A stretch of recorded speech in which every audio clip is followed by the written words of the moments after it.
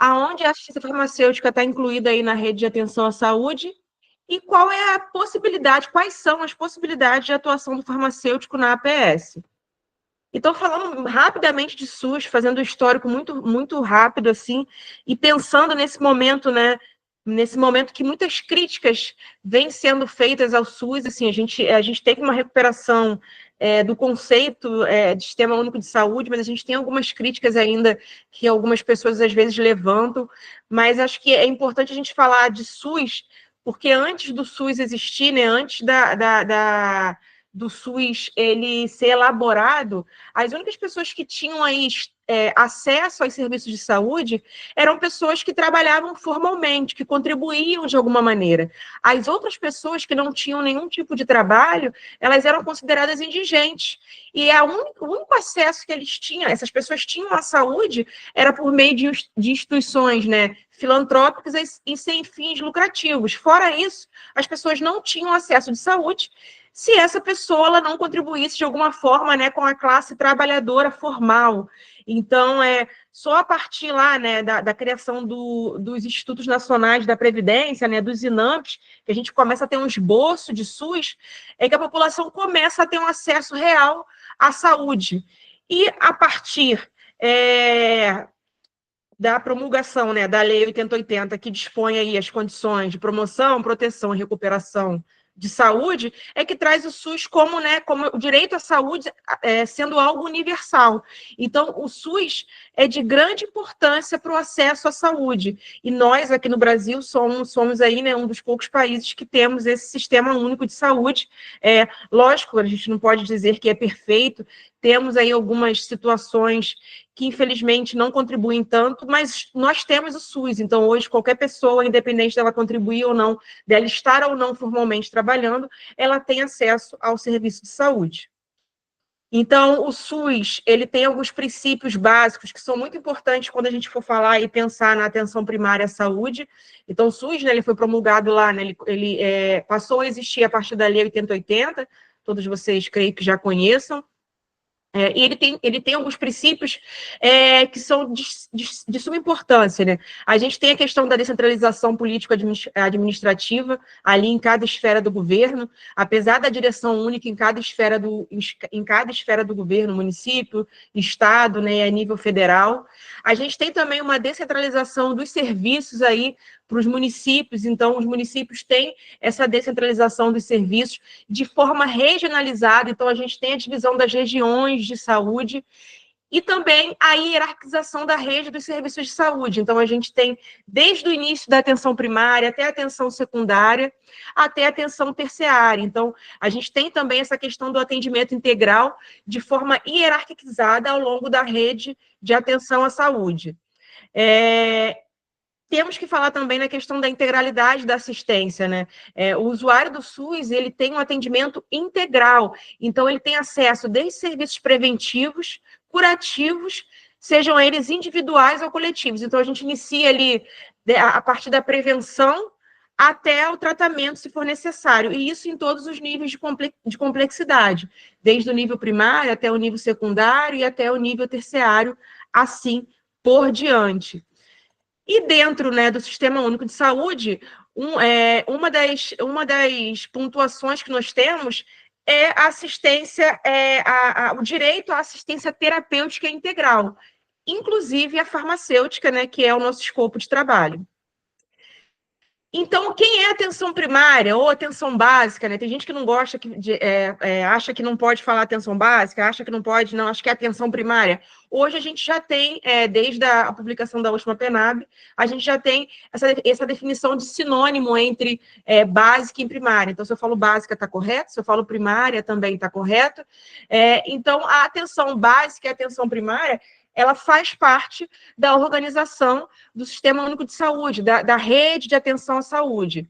Mas da onde vem a atenção primária? Né? A atenção primária surgiu no Brasil? Não, a atenção primária ela é um modelo europeu, né, que vem do Reino Unido. Então, lá no Reino Unido, lá em 1920, foi criada uma modelagem que tinha o objetivo de prestar serviços aí generalistas, né, posicionados geograficamente em comunidades para poder facilitar o acesso e distribuído em regiões. Então, a partir daí, surge a ideia de atenção primária à saúde.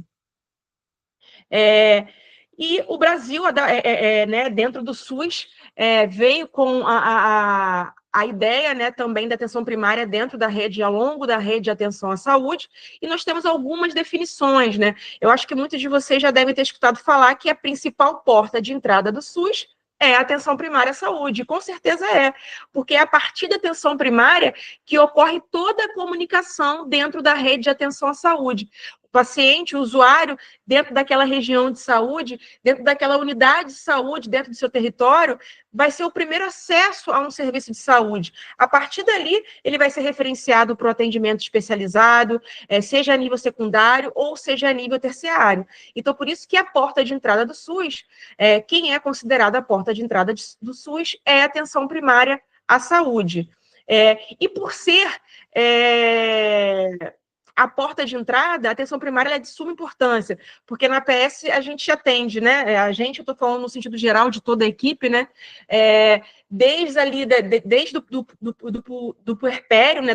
Do bebê, até aquele idoso que está fazendo algum tipo de atendimento. Então, um atendimento muito amplo, é uma integralidade muito ampla do cuidado dentro da atenção primária. E aí, pensando um pouquinho em definição, o Ministério da Saúde tem uma definição de APS que diz que é um conjunto de ações individuais, familiares e coletivas, porque a atenção primária, no atendimento da atenção primária, a gente não cuida só do indivíduo, a gente cuida da família, do meio que ele está inserido, envolve aí algumas ações de promoção, prevenção, proteção, diagnóstico, tratamento, se for necessário, reabilitação, redução de danos, cuidados paliativos, vigilância em saúde. Então, é um cuidado muito amplo, tá? E várias práticas são utilizadas para isso. Principalmente, a gente tem também, atualmente, né, na atenção primária, a gente já tem o primeiro modelo de equipe multiprofissional, né, sem pensar nas EMULTs especificamente. Porque dentro da atenção primária, a gente tem ali diversas classes de profissionais atuando junto. A gente tem a equipe mínima, né, que é formada ali pelo enfermeiro, técnico de enfermagem, e pelo médico, incluindo agora também o agente comunitário de saúde. Então, já tem um envolvimento multiprofissional, além dos outros profissionais de apoio, como farmacêutico, as equipes, né, a EMULT. Então, a atenção primária é um local de trabalho multiprofissional. Então, é um momento importante para se aprender a trabalhar em equipe. E tem uma outra definição que eu gosto muito, que diz que a atenção primária é o nível de sistema de serviços de saúde que oferece a entrada no sistema. E isso para todas as necessidades e problemas daquele indivíduo. Então, a gente não direciona o tratamento, a gente não foca na doença do indivíduo. Então, quando chega um paciente, né, um usuário do SUS lá na APS, eu não vou olhar aquele usuário, eu vou tratar a hipertensão dele. Não adianta, eu vou tratar a diabetes dele. Eu sempre gosto de falar da diabetes, né? A gente vai falar um pouquinho mais à frente. E por que eu não posso tratar só a diabetes, só focar na doença daquele paciente? Porque diversos fatores estão ali contribuindo para a piora ou para a melhora daquela doença. Por exemplo, se eu tenho que observar se aquele usuário ele tem acesso à alimentação, porque não adianta eu orientar uma dieta, uma alimentação saudável para controlar a glicemia se ele não tem acesso à alimentação. Então, não adianta eu focar apenas na doença, o foco tem que ser o usuário e o usuário como um todo. Então, a atenção primária, como eu já falei para vocês, é a principal porta de entrada e é o principal centro de comunicação de toda a rede de atenção à saúde. Então, ela coordena o cuidado e ordena as ações de serviço. E por que isso? Mais uma vez, O usuário ele é atendido na unidade, né, de referência da atenção primária do território dele, e a partir dali ele vai ser referenciado para outros serviços de outros níveis. E é importante pensar também que, assim como ele é referenciado para outros níveis de serviço, ele tem que ser contra-referenciado para a unidade dele, porque aquela é a unidade de referência, aquela unidade de atenção primária é a unidade de referência. Por isso que a atenção primária ela é conhecida como coordenadora do cuidado e ordenadora das ações dos serviços que são disponibilizados na rede. Então, em 2020, né, a gente teve aí, uma atualização da PNAB, que foi a criação das unidades de saúde da família, que é o que é hoje, e a questão da equipe mínima, né, incluindo também o agente comunitário de saúde como profissional de saúde. Eu tenho, inclusive, um questionamento muito grande sobre isso, mas é uma discussão que é posterior, muito longa, do farmacêutico não fazer parte, né, da equipe mínima, e que é de extrema importância, eu acho, pensando, o farmacêutico ele tem que fazer parte da equipe mínima, mas essa é uma discussão mais ampla para depois. E aí, pensando nas responsabilidades aí, né, em relação a todas as esferas do governo no sentido da atenção primária, então, é uma responsabilidade de todas as esferas do governo desenvolver ações de assistência farmacêutica, focando no uso racional de medicamento, focando na disponibilidade de acesso a medicamentos e insumos constantes na RENAME, e também na REMUME, né, se for a relação municipal de medicamentos. Outro ponto importante que mostra e que traz a assistência farmacêutica dentro da atenção primária. A unidade básica de saúde ela tem que ter alguns ambientes específicos. E um ambiente que é considerado obrigatório é um local necessário para prestar a assistência farmacêutica. A gente sabe que isso não é uma realidade de todos os municípios. No meu município, não é uma realidade de todas as unidades, mas já é uma realidade aqui muito maior do que em municípios, né, próximos aqui da nossa realidade. Mas é só para mostrar que é previsto dentro da atenção primária a assistência farmacêutica de forma integral. E por isso que deve haver um local necessário para prestar esse serviço. Nós tínhamos o antigo NASF, que incluía o farmacêutico dentro do NASF, né, do Núcleo Ampliado de Saúde da Família e Atenção Básica. Hoje nós temos as EMULTs e o farmacêutico ele está incluído também dentro da EMULT. E falando da rede de atenção à saúde, como eu falei para vocês, a gente tem desde do nível primário até o secundário e o terciário. E a assistência farmacêutica, como eu mostro ali na imagem, é um dos únicos serviços de apoio que perpassa todos os níveis de atenção. Então, a gente tem assistência farmacêutica na atenção primária, a gente tem assistência farmacêutica na atenção especializada, a gente tem assistência farmacêutica no nível terciário, né? Então, em todos os níveis que pertencem ali, que estão incluídos, né, dentro da rede de atenção à saúde, a gente tem a participação da assistência farmacêutica. Eu costumo dizer que o usuário dentro da rede, ele sempre vai finalizar o seu itinerário, né, dentro da farmácia, porque, por fim, ele tem que passar na farmácia da unidade, seja ela independente do nível de atenção que a gente possa estar falando. Mas e aí? E a assistência farmacêutica, né? O que como é definido? Então, numa definição mais ampla de assistência farmacêutica, ela segue muito os padrões do que o Sistema Único de Saúde já traz como definição. Então, ela engloba, né, conjuntos de ações voltadas também à promoção, proteção e recuperação da saúde, tanto individual como coletiva, tendo o medicamento como insumo essencial e visando seu acesso e uso racional. E deve estar presente nos pontos de atenção à saúde, como a gente já mostrou anteriormente, com trabalhadores comprometidos com o SUS e atentos às pessoas que todos os dias apresentam suas necessidades no sistema. Eu acho que tudo que tem nessa definição é importante, né? Pensar no uso racional, pensar que o medicamento é nosso insumo essencial, mas não é o nosso foco, porque o nosso foco tem que ser o indivíduo, mas também acho que a parte mais importante dessa definição é pensar em trabalhadores comprometidos com o SUS e atentos às pessoas. Porque se a gente se essas pessoas não existirem, se esses profissionais não existirem prestando a assistência farmacêutica, ela não vai funcionar como é previsto dentro da sua definição. E aí, fazendo um breve histórico da assistência farmacêutica dentro do SUS, né, a gente tem aí um primeiro relato, né, um dos primeiros relatos da prestação do serviço de assistência farmacêutica com a criação da SEMI, né, que foi a Central de Medicamentos, que era vinculada ali diretamente à Presidência da República e centralizava todo o processo de aquisição de medicamentos. Só que isso em algum momento se mostrou ineficiente, porque você imagina eu centralizar a aquisição em um único local, pensando que nós temos regiões diferentes, populações diferentes, formas de distribuição diferentes. Então, mas foi o primeiro esboço de uma central de abastecimento, por exemplo.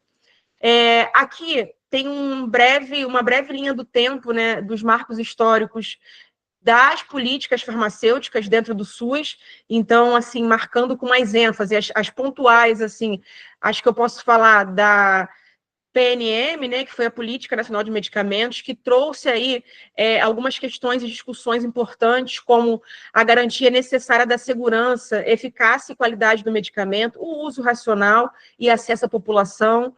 A PENAF, que foi a política, que é a Política Nacional de Assistência Farmacêutica, que traz esse âmbito multidisciplinar para dentro, né, da assistência farmacêutica e vários outros momentos ao longo, né, do tempo, né, alguns, inclusive, que não estão aqui nessa linha do tempo.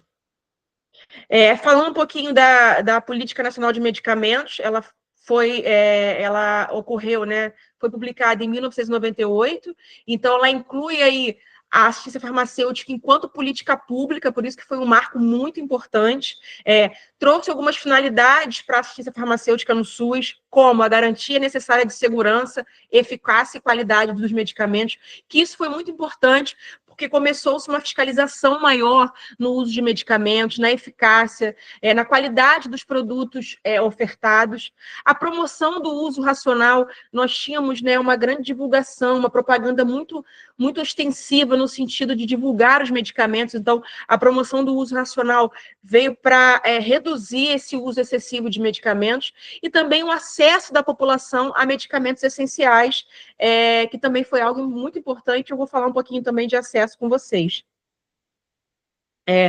A PNM, ela traz também algumas diretrizes, né? Eu marquei ali as mais importantes, né? Que foi a adoção da Relação Nacional de Medicamentos, que vocês conhecem, que é a RENAME, a nível federal, e a nível municipal nós temos a REMUME, que é a Relação Municipal de Medicamento, que é elaborada e produzida com base na RENAME, né? Mas pode ter uma diferenciação, porque cada município tem suas questões epidemiológicas em relação a doenças que são predominantes em cada município. Tivemos aí uma reorientação da assistência farmacêutica, né, tirando o foco apenas da questão da aquisição e da distribuição do medicamento, pensando também na promoção do acesso à população. É um primeiro esboço aí da atividade clínica, né? E a gente já segue aí falando da promoção do uso racional de medicamentos, que traz já essa questão da orientação sobre a automedicação, sobre a troca de medicamentos, sobre a necessidade de prescrição. Então, já traz aí um esboço das atividades clínicas dentro do SUS. E aí, depois a gente segue com vários outros momentos importantes, né? Criação da Anvisa, política de medicamentos genéricos, alguns incentivos dentro da atenção primária, específicos para a atenção primária. Como nós falamos, né? A PENAF, que foi um marco muito importante. E aí a gente começa a pensar, então, quais são as possibilidades de atuação do farmacêutico dentro da APS. O que o farmacêutico pode realizar de trabalho dentro da atenção primária à saúde.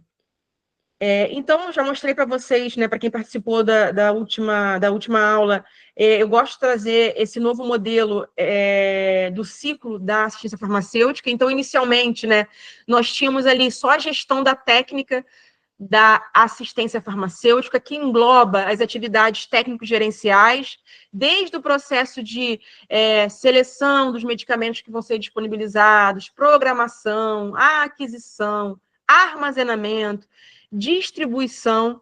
E aí, né, então, é o primeiro ciclo que foi criado, que foca na cadeia do abastecimento do medicamento. E a gente tem agora a segunda etapa do ciclo, que é uma etapa depois da dispensação do medicamento, durante o uso do medicamento, que já engloba aí a gestão da clínica do medicamento, que envolve a verificação das indicações clínicas, a compreensão do paciente sobre o tratamento que ele está fazendo, a adesão terapêutica, envolve questões de efetividade, segurança, reações adversas, dificuldades terapêuticas, interações. Então, hoje nós temos um ciclo, né, que tem duas etapas. A gente tem a gestão da assistência farmacêutica, a gestão técnica, né, que são as atividades técnico-gerenciais, que já são bem estipuladas e padronizadas, e agora a gestão da clínica, que é vou dizer que é novidade, apesar de já ser realizada há um tempo, mas é algo que vem crescendo e surgindo como uma novidade de campo de atuação do farmacêutico, e eu posso dizer que principalmente na atenção primária à saúde. Então, eu sempre gosto de falar qual é o objetivo da assistência farmacêutica, seja ela em qualquer lugar. O nosso objetivo é atingir, dar maior qualidade de vida ao usuário, seja ele do SUS, né, ou não, tentando alcançar de forma máxima o conceito de saúde. Mas para alcançar o conceito de saúde, a gente tem que entender um pouquinho dos determinantes sociais de saúde. Porque, como todos vocês sabem, o conceito de saúde ele trazia aquele conceito que falava que saúde era mera ausência de doença. E a gente sabe que isso não é mais uma realidade, né? Desculpa, alguém está falando alguma coisa? Alguma pergunta? Carlos, alguém falou alguma coisa? Estava só com o microfone desligado. Pode continuar. Ah, sim.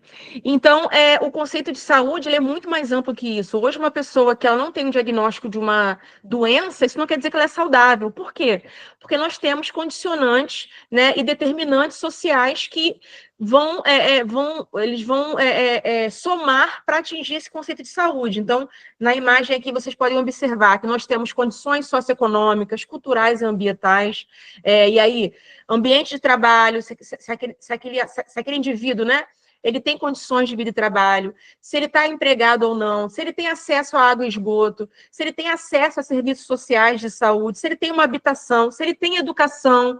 Nós temos também a questão da rede social e comunitária, se aquele usuário ele tem uma rede social, por exemplo, né, eu já dei alguns exemplos assim, eu tenho aquele usuário idoso, diabético, acamado, se ele não tiver uma rede de apoio social e comunitária, como esse usuário ele vai atingir o conceito de acesso, o conceito de saúde? Ele não vai conseguir, porque ele não vai ter acesso, ele precisa ter um apoio, ele precisa ter uma rede social que englobe esse indivíduo.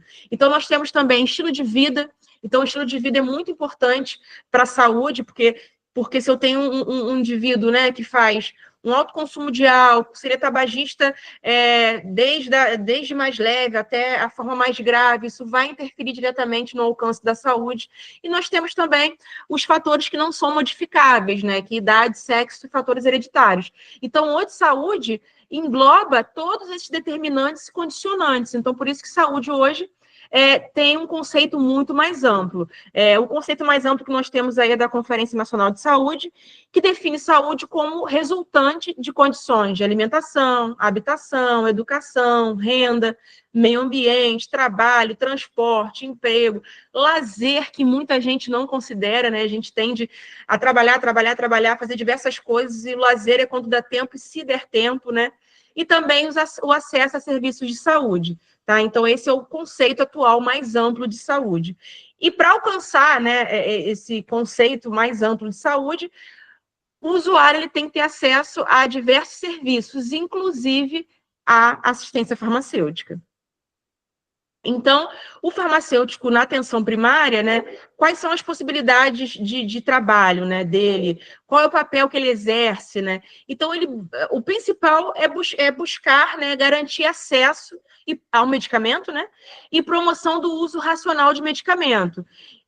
Só que a gente tem uma questão sobre isso, né? A gente fala muito de acesso, mas apenas acesso ao medicamento de qualidade não é suficiente, visto que é necessário que as pessoas sejam orientadas sobre a utilização adequada. Então, eu tenho que ter, gente, um acesso adequado. Não adianta eu ter aquele medicamento disponível na prateleira da farmácia A gente está falando de SUS aqui, né? Mas independente se for uma empresa privada, mas aqui falando de SUS, a gente tem muito problema, né? Muitos relatos de falta de medicamentos em diversos locais, diversos estados, mas também não adianta eu ter o medicamento disponível e eu não dar um acesso qualificado.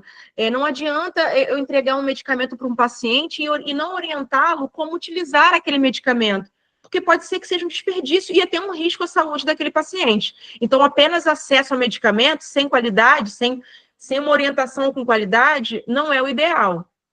E aí a gente tem que falar um pouquinho dos conceitos de acesso, disponibilidade e desabastecimento, que às vezes são confundidos, né? Eu, inclusive, era uma pessoa que confundia, né? Então, a gente tem esse trabalho aí, essa tese de doutorado muito interessante, né? Quem tiver a possibilidade, da Luísa Aroeira, a Luísa Aroeira Chaves, ela tem vários artigos, inclusive, nessa área, falando de acesso, de disponibilidade de medicamento. Essa foi a tese de doutorado dela. Então, ela define um pouco, né, o que é acesso, o que é disponibilidade, o que é desabastecimento. Então, o acesso a medicamentos é uma das dimensões do direito à saúde que o paciente tem. Então, a promoção do acesso a medicamento, ele deve ser qualificada. Garantir o acesso não significa prover todo e qualquer produto disponível no mercado. Por quê? Porque o medicamento, ele também, ele não é inócuo, ele não traz só benefício. Ele pode fazer mal à saúde, ele pode trazer risco à saúde se ele for utilizado de forma incorreta, tá? Então, o que é disponibilidade? Disponibilidade, a gente entende, né, que é eu ter aquele medicamento disponível na prateleira. Então, se eu tenho disponibilidade do medicamento na prateleira, eu estou facilitando o acesso. Então, ter disponível um medicamento é facilitar o acesso a medicamento. Então, disponibilidade faz parte do acesso. E aí eu tenho um exemplo aqui para mostrar para vocês, bem rapidinho, né? Quem já teve a oportunidade de ler ou fazer algum curso do PROAD SUS, a gente tem esse exemplo do caso da dona Tereza, que é um exemplo típico de paciente na atenção primária. Então, vou ler bem rapidinho, tá? Ó, dona Tereza tem 52 anos, ela mora numa pequena cidade do interior com seu marido, que é pedreiro. Trabalha como operadora de caixa em um mercado de seu bairro, quase todos os dias da semana.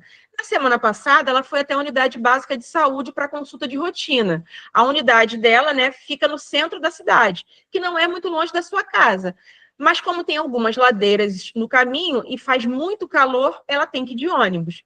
Dona Tereza saiu da consulta com a prescrição de 4 medicamentos de uso contínuo, porque tem hipertensão e diabetes. Mas ao chegar na farmácia, se deu conta que já era tarde, pois ela estava fechada. Como já tinha se passado 30 dias do seu último atendimento, ela não tinha mais medicamento em casa. Isso é muito comum, né? O paciente esperar acabar o medicamento para voltar na unidade para buscar mais medicamento. Teve que retornar à farmácia da UBS no dia seguinte, bem cedo. Depois que o Jurandir, o profissional de apoio técnico que trabalha na farmácia, então a gente já consegue ver que essa farmácia é uma farmácia de uma unidade básica que não tem farmacêutico presente. Ele tem o apoio técnico, que é o auxiliar de farmácia, e que eu aproveito esse momento para sinalizar da importância do auxiliar de farmácia dentro da prestação de serviço da assistência farmacêutica. Porque sem o auxiliar de farmácia, o farmacêutico acaba não conseguindo realizar diversas funções, principalmente as atividades clínicas. Então, depois do Jurandir, né, o profissional de apoio técnico que trabalha na farmácia, separar todos os medicamentos e começar a entregá-los, ele percebeu que um dos medicamentos da pressão alta estava em falta. Dona Tereza tentou encontrar uma oportunidade para perguntar o que havia acontecido e se havia alguma previsão para o remédio chegar na farmácia, mas não conseguiu. Jurandir entregou rapidamente os medicamentos para ela, pois a fila da farmácia estava muito grande e as pessoas já estavam impacientes e nem deu tempo para conversar. Outro fato muito comum, tá? Normalmente o atendimento é muito rápido por causa da fila, por causa do número de pessoas para serem atendidas. O jeito foi reclamar na ouvidoria com a esperança de lhe darem, né, uma resposta rápida. Tereza já gastou quase todo o seu salário deste mês para pagar as contas de casa e só sobrou o dinheiro para ir ao mercado. Porém, ela não pode ficar sem o medicamento. E aí, a gente traz aí os determinantes de saúde, né? Se Dona Tereza não tiver medicamento, se Dona Tereza não tiver comida, vocês acham que ela vai deixar de comprar comida para comprar medicamento? Não vai comprar. Ela vai ficar sem o medicamento. Felizmente, o tratamento prescrito não tinha mudado muito, né, do que ela estava habituada, e pelo menos sabia como usar os 3 medicamentos que tinha conseguido pegar. Agora ela vai precisar ir ao trabalho, né, pois, mais uma vez, vai ter que justificar o atraso, visto que o marido dela está desempregado e não dava para bobear. Então, a pergunta é, né, qual a necessidade de Dona Teresa? Era só o medicamento? Será que a Dona Teresa não precisava também de um acesso qualificado? A necessidade dela foi atendida? Não foi atendida. Não foi atendida porque faltou um medicamento, então foi uma indisponibilidade que interferiu diretamente no acesso, e, além disso, ela não teve um acesso qualificado àqueles medicamentos que foram fornecidos a ela. Então, é muito importante na APS a gente pensar, né, em todo esse escopo, de qual acesso eu estou oferecendo. Eu estou oferecendo apenas a disponibilidade do medicamento? Eu não estou fornecendo nem a disponibilidade? Ou eu estou fornecendo um acesso qualificado, onde eu entrego o medicamento, mas onde eu consigo também prestar uma atenção àquele usuário, naquele momento da dispensação. Então, é algo que a gente tem que pensar. E pensando em desabastecimento, né, diferente de disponibilidade, né, ou de indisponibilidade, o desabastecimento é uma coisa maior, é uma coisa a nível mundial. É quando falta um medicamento por causa, às vezes, de um insumo para a produção. A gente teve há pouco tempo um desabastecimento de insulina, porque a gente não... A fabricação foi interrompida, né? Então, nós tivemos aí, né, o principal fabricante parou de fabricar os frascos, né, e também as canetas. Agora a gente já teve uma parceria do Ministério da Saúde para voltar a produzir, mas nós tivemos um momento de desabastecimento, que é algo maior, né, não tem a ver com o processo de aquisição. O município não consegue resolver um problema de desabastecimento, porque é algo a nível mundial, tá?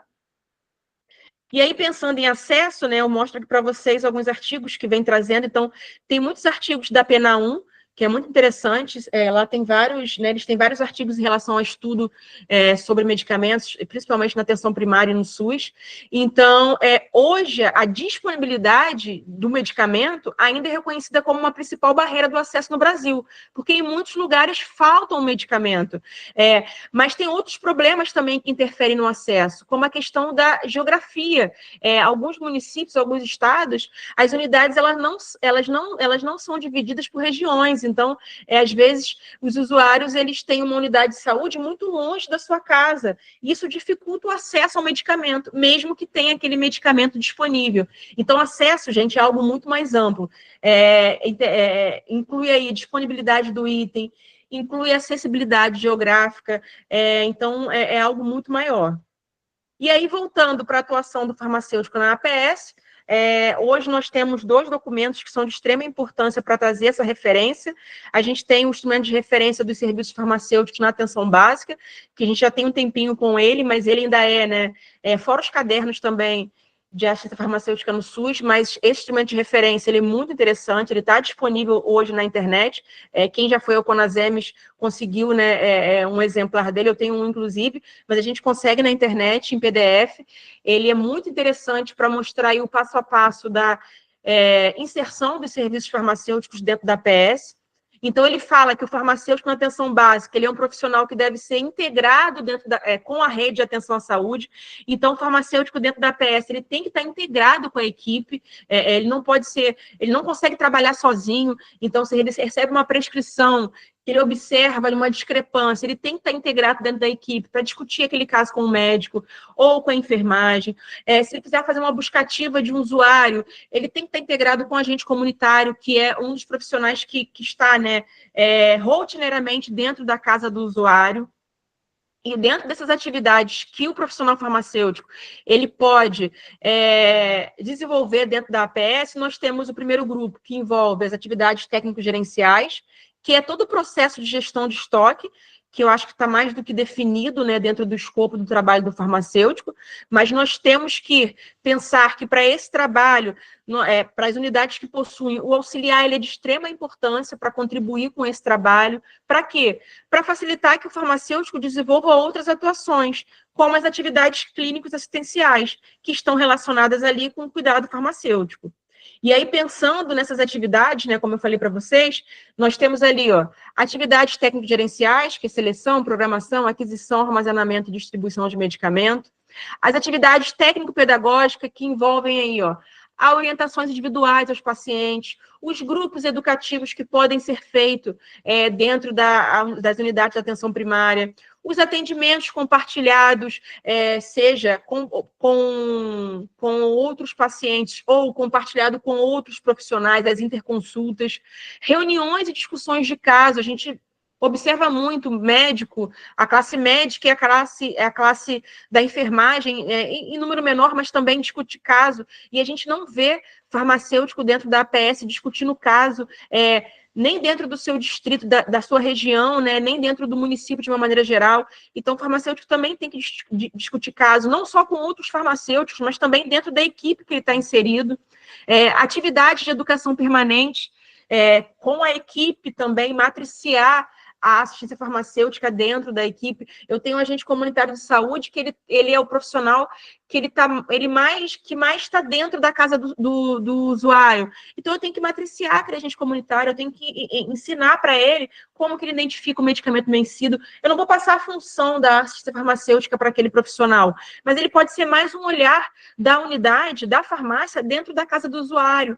Como que ele identifica um armazenamento correto de insulina na geladeira.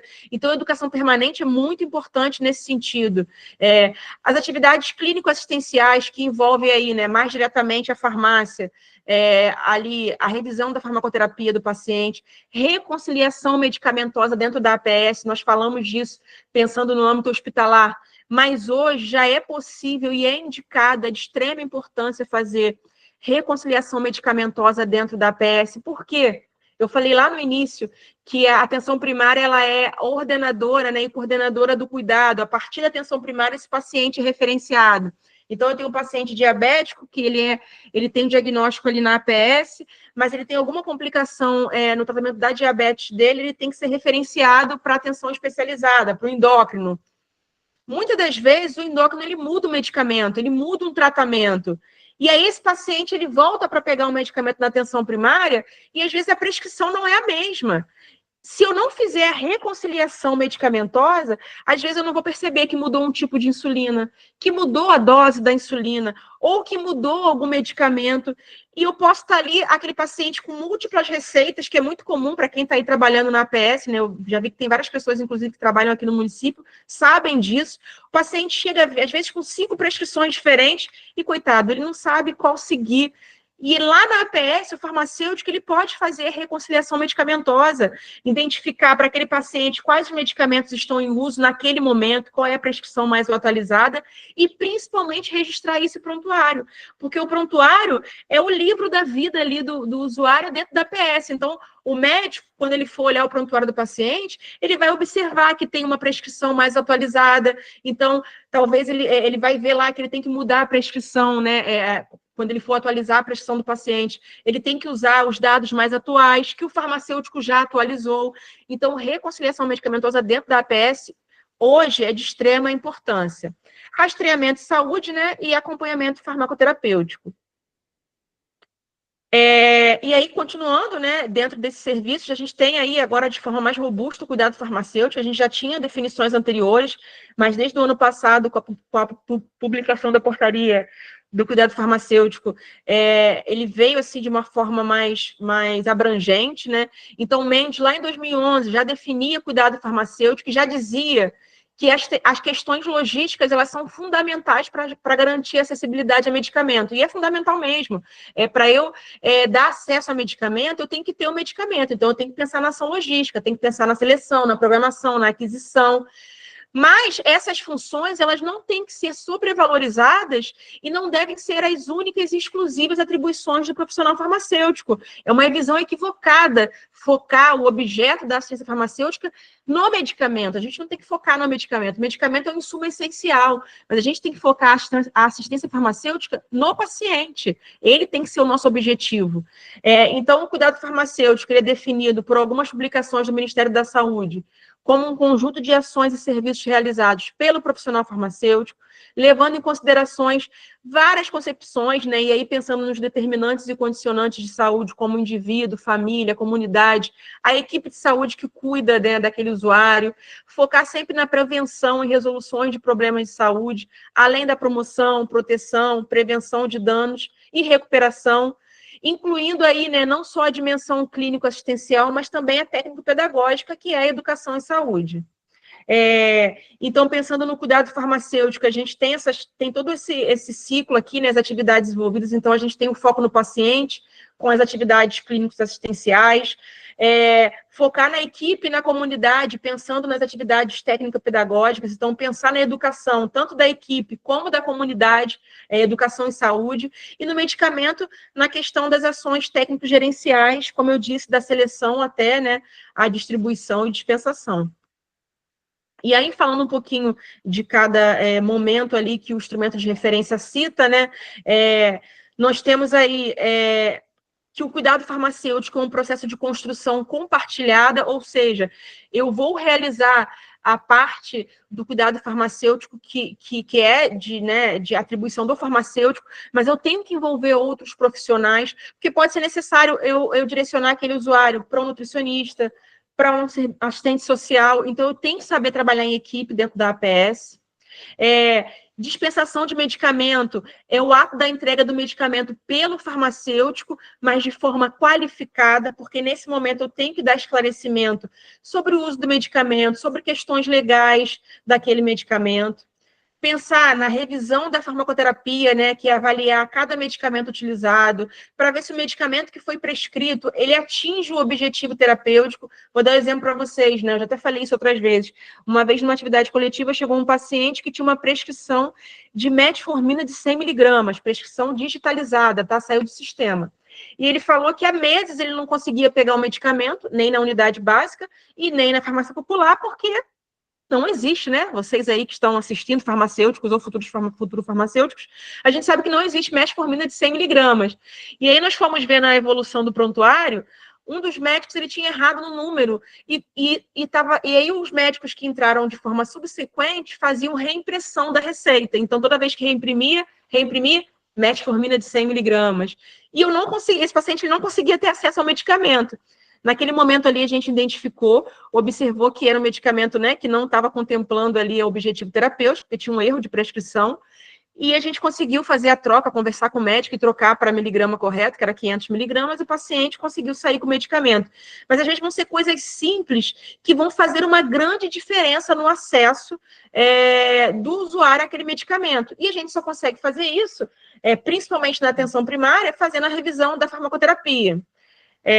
A gente tem que pensar, mais uma vez, como eu falei para vocês, na reconciliação medicamentosa, porque o paciente da APS, ele é um paciente que ele está, né, sendo coordenado, né, e orientado em toda a rede, então ele vai ter prescrição de múltiplos profissionais, então por isso que eu tenho que fazer ali uma reconciliação medicamentosa. Às vezes, além da prescrição da especializada do endócrino, aquele diabético tem uma prescrição da urgência e emergência, porque ele passou mal, ele teve ali, né, uma hiperglicemia, foi na urgência e emergência, por algum motivo o médico da urgência e emergência trocou a dose de insulina, então às vezes ele tem uma terceira prescrição.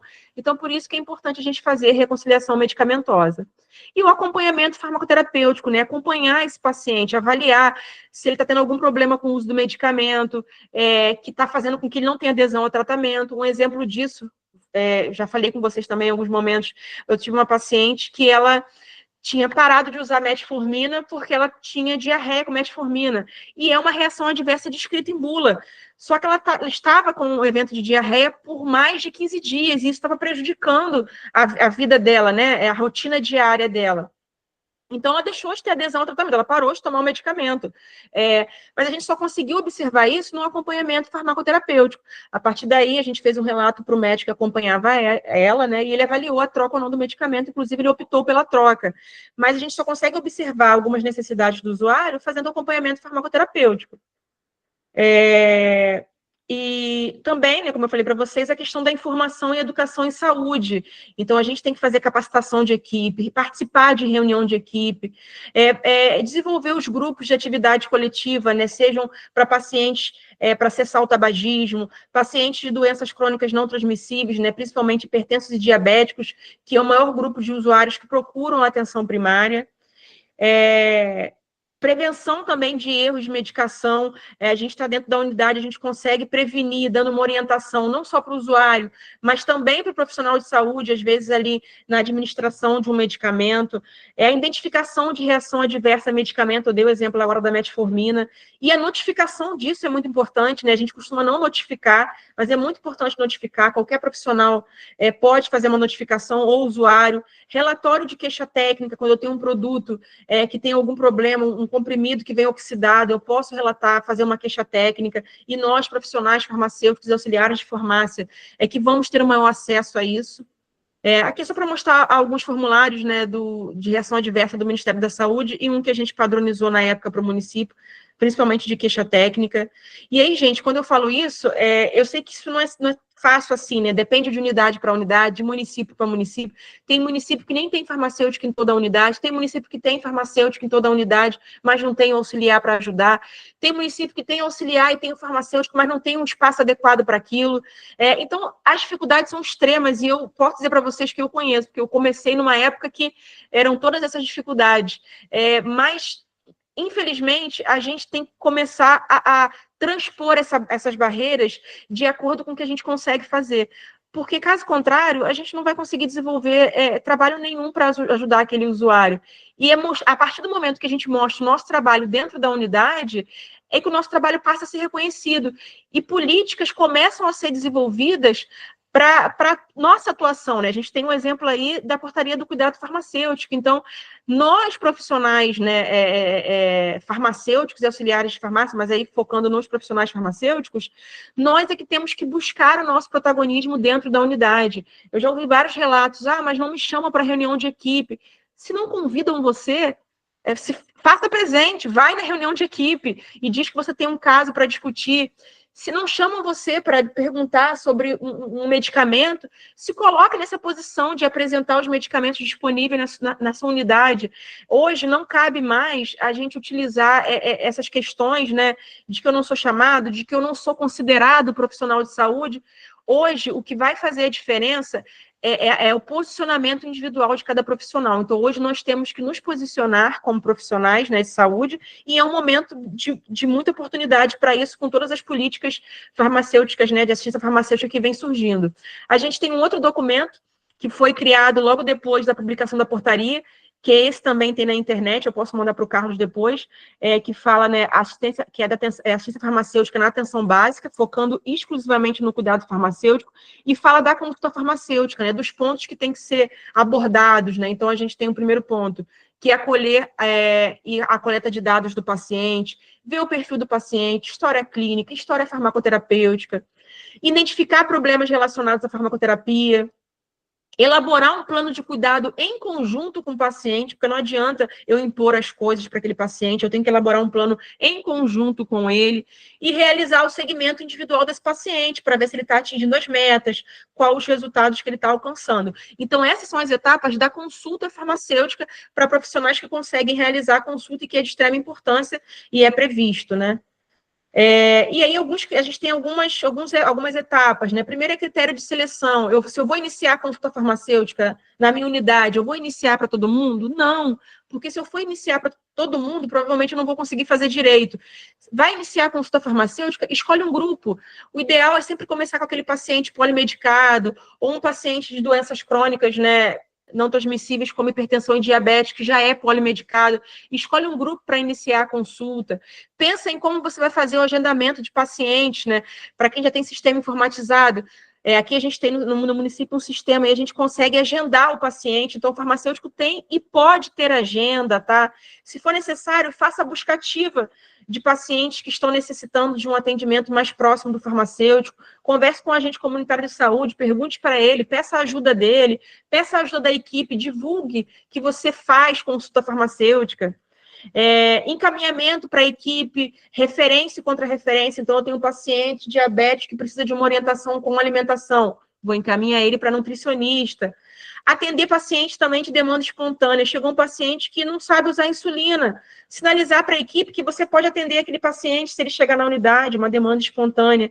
E uma etapa muito importante, gente, registrar o atendimento. Se eu não registro, eu não fiz. Para quem tem prontuário eletrônico, passem a evoluir, façam a evolução farmacêutica no prontuário eletrônico. Para quem não tem prontuário eletrônico, tem só o de papel, faça evolução no prontuário de papel. Porque a partir do momento que você registra, isso vira informação, isso vira dado de trabalho, isso vira indicador, não só para você profissional, mas para a sua unidade, tá? E aí, agora a intenção é mostrar relato de experiência. Vou mostrar aqui rapidamente para vocês 2 relatos que eu sempre gosto de mostrar. Então, aqui foi quando eu comecei em 2017 na APS. A gente iniciou fazendo atividade logística, mas depois apareceu a oportunidade de fazer atividade clínica também. Então, a gente começou fazendo atividade coletiva em forma de grupo, dispensação orientada, atendimento domiciliar, porque farmacêutico faz atendimento domiciliar, quem faz visita domiciliar é agente comunitário de saúde, e consulta farmacêutica. Então, a gente iniciou lá com um grupo, né, para pacientes diabéticos, que foi o Convivendo com a Diabetes. Tinha uma equipe multi que participava, né, eu, uma educadora física, a enfermagem, um médico, e o agente comunitário também participava. Então, inicialmente, a gente queria atender aquele usuário que tinha a hemoglobina glicada mais elevada. A gente queria pegar o paciente mais grave da unidade, né? E a intenção era fazer, a gente fez uma seleção, escolheu ali qual grupo de paciente participaria. Então, era o grupo paciente com hemoglobina glicada mais elevada. E a ideia era fazer 4 encontros com temas diferentes, falando sobre a doença, o que era diabetes. Por quê? Porque é muito importante, o indivíduo ele tem uma adesão maior ao tratamento quando ele entende que ele tem uma doença. Muitos de vocês já devem ter passado por isso, né? Perguntar para o paciente, você é hipertenso? Não, só uso losartana. Você é diabético? Não, só uso metformina. Porque o paciente ele não tem o entendimento que ele tem aquela doença. Se ele não entende que ele tem uma doença, ele dificilmente vai levar a sério, às vezes, um tratamento. Então, é importante a gente mostrar para o paciente, explicar para ele o que é a doença. E a gente fazia isso no grupo. E aí, na época, né, algumas coisas que nós produzimos para as atividades, né? Então, a gente mostrava de forma bem lúdica o que era o mundo perfeito, o que era diabetes tipo 1, tipo 2, fazia em forma de figura, porque alguns pacientes eram analfabetos. A gente usava muito a cartilha da Lídia, que é da Liga Interdisciplinar de Diabetes do Rio Grande do Sul, então foi a nossa base no início para desenvolver o trabalho. Nós desenvolvemos também um livro de receita inicial, que era um livro de receita com algumas receitas que os próprios pacientes traziam, e a gente conversava com a nutricionista, e no final de cada grupo a gente fazia uma receita dessa, né? O suco de chuchu foi o mais famoso. Nós desenvolvemos também um formulário para acompanhamento do paciente, para depois evoluir isso em prontuário. E lá na época a gente usava a Lídia, né? Que era a cartilha da Lídia, da Liga Interdisciplinar, como eu falei para vocês, do Rio Grande do Sul, e que ela explicava de forma bem lúdica o que era diabetes. Contava a história da Lídia, que tinha descobrido há 5 anos que tinha diabetes. E aí, na época, veio a ideia, né? Por que a gente não faz a Tiabete, uma aqui do nosso município? E aí, essa ideia ficou lá em 2017. Aqui é para mostrar algumas fotos das atividades que a gente fazia para poder desenvolver discussão, algumas cartilhas, o que você faz quando esquece de tomar a sua insulina? Isso aí gerava uma discussão e a gente explicava algumas coisas. O que você faz quando sua glicemia está baixa? E era bom porque desenvolvia uma discussão do que era a glicemia, fazia jogo da verdade e da mentira, diabético não pode fazer atividade física, verdade ou mentira? E isso levava a algumas discussões. E aí, aqui é só para mostrar relatos de alguns pacientes. São 3 pacientes que eu quero mostrar para vocês, que com 4 encontros, nós conseguimos levar esses usuários a uma glicemia mais próxima do que é recomendado. Então, a gente tem paciente aí que chegou com um aparelhinho medindo high, né, HI, ou seja, com a glicemia muito alta. E a gente chega no final do grupo com essa usuária com glicemia de 156, por exemplo, pós-prandial, né, depois de se alimentar. Então, com poucos encontros e com uma atividade educativa, a gente conseguiu ali quase levar o paciente a uma glicemia dentro, né? A gente conseguiu alcançar o padrão, né, do que é previsto nos protocolos com orientações, né? Aí aqui é para mostrar também a paciente que a gente teve o relato de reação adversa, que foi em relação à glicemia, e nós fizemos uma intervenção e o médico mudou o medicamento. E só para mostrar que muitos problemas relacionados a medicamentos a gente consegue identificar nessas atividades em grupo ou até nas consultas farmacêuticas. E a gente teve esse paciente, que foi um paciente diabético, que ele, infelizmente, veio a óbito porque a gente conseguiu resolver o problema do acesso a medicamento, a gente conseguiu resolver o acesso à consulta ali, mas a gente não conseguiu resolver o problema social, que era o acesso à alimentação e à renda. Então, esse paciente, eu descobri há um tempo atrás que ele foi internado com hiperglicemia e hipertensão, pico hipertensivo, ficou internado, teve um AVC, ficou em coma e veio a óbito. Então, o caso desse paciente é triste, mas é para mostrar também que a gente tem que entender até onde a gente consegue realizar o trabalho e não se culpar quando essas questões acontecerem. A gente tem que fazer o nosso máximo, mas em alguns momentos a gente não vai conseguir resolver todos os problemas, né? E então a gente não tem que se culpar por isso, mas a gente tem que tentar fazer o máximo enquanto for, né, do nosso escopo e do nosso alcance. Então, aqui é só para mostrar um gráfico que mostra que a gente reduziu em 59% a glicemia capilar pós-prandial após 3 encontros com esses pacientes, porque no terceiro encontro eles já tinham reduzido a glicemia, então a gente tem aí, ó, paciente 3, ó, ela chegou com HI, a gente fez dose de regular, fez uma intervenção, né, junto com a médica, e ela fez uma dose de regular, chegou a 587 naquele dia, e ao longo dos encontros isso foi reduzindo, e isso aconteceu com outros 2 pacientes. Aqui também é para mostrar que a gente fazia dispensação orientada de caneta de insulina, e isso era evoluído em prontuário, e isso era muito importante para outros profissionais que iam olhar o prontuário daquele paciente, conseguiam ver, por exemplo, quanto ele recebia de insulina, quanto ele recebia de fita, de lanceta, de agulha, isso facilitava, né, a identificação na hora da dispensação para aquele paciente. A dispensação orientada, estou mostrando aí uma orientação de caneta de insulina. Se vocês observarem, não tem um consultório à minha volta, tem uma tenda e um espaço no jardim da unidade. E muitas das vezes esse vai ser o nosso local, mas isso não tem que ser um impedimento de você realizar uma atividade para o usuário, porque isso vai trazer maior qualidade de vida para o usuário. Aqui é para mostrar os atendimentos domiciliares que a gente fazia principalmente de pacientes acamados. Então, era importante para a gente encontrar vencido, para a gente ver algumas prescrições que o paciente ali acamado, ele não conseguia, às vezes, ir à unidade, né? A gente não tinha um apoio de familiar, então a gente também evoluía em prontuário. Aqui é uma dispensação, um atendimento domiciliar. E aqui é só um relatório que a gente puxa do nosso sistema com as atividades desenvolvidas, né? Desde consulta até atividade coletiva, atendimento domiciliar e etc. E isso aqui lá em 2017, até 2020, tá, gente? Que foi realizado esse trabalho, nesse caso, por mim.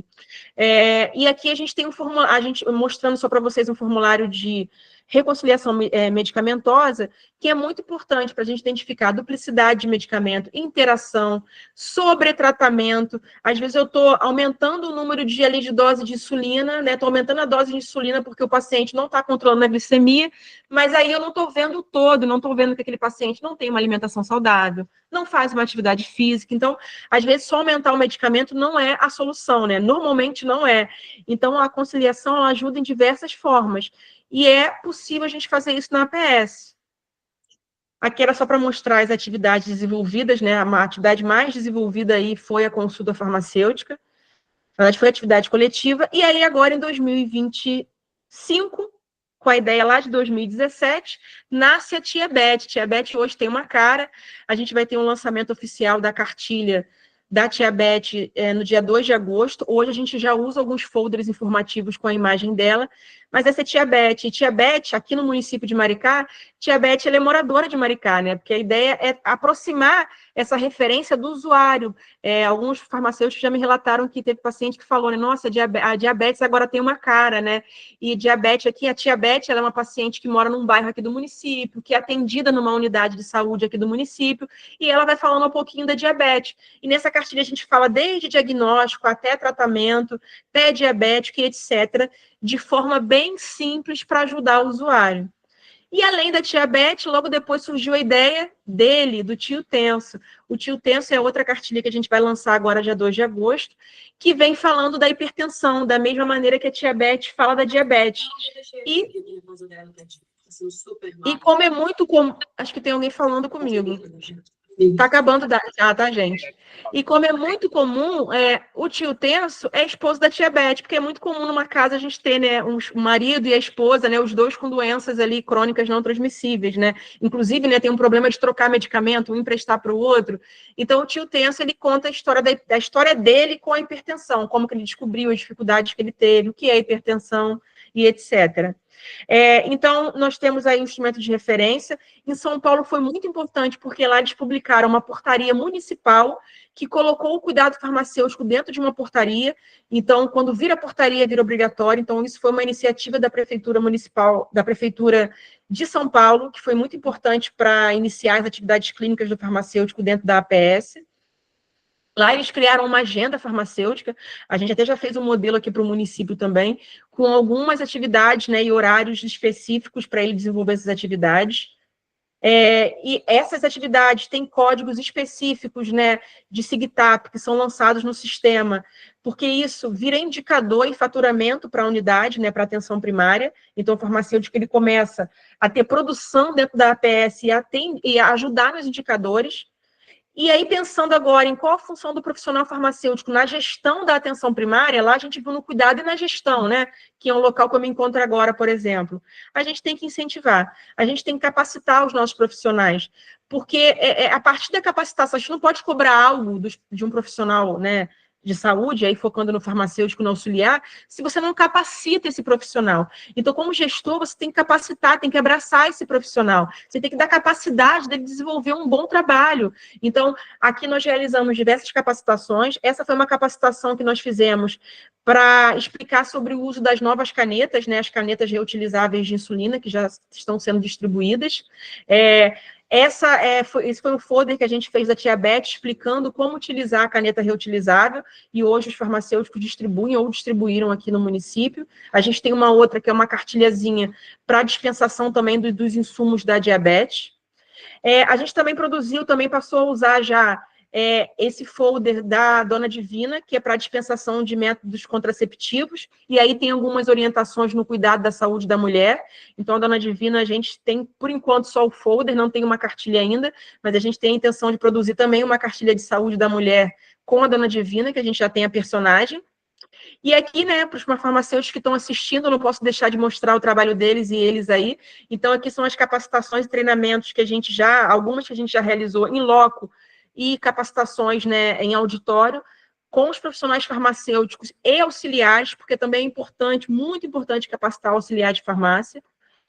Aqui são algumas atividades que os farmacêuticos aqui do município desenvolvem, e aqui, gente, a gente dá a capacitação, a gente dá o suporte, mas o que faz a diferença aqui é o profissional farmacêutico que está lá na ponta, que é o profissional que está disposto a desenvolver o trabalho. Então, é muito mérito, né? O mérito maior são desses profissionais. Então, isso é para mostrar a importância de quando o profissional tem a vontade de fazer o trabalho. Então, vocês podem observar aí que a maioria está atendendo no pátio da unidade, mas estão desenvolvendo a assistência farmacêutica junto com seus auxiliares, na maior parte das vezes. O auxiliar está dando suporte na logística para o farmacêutico fazer o cuidado.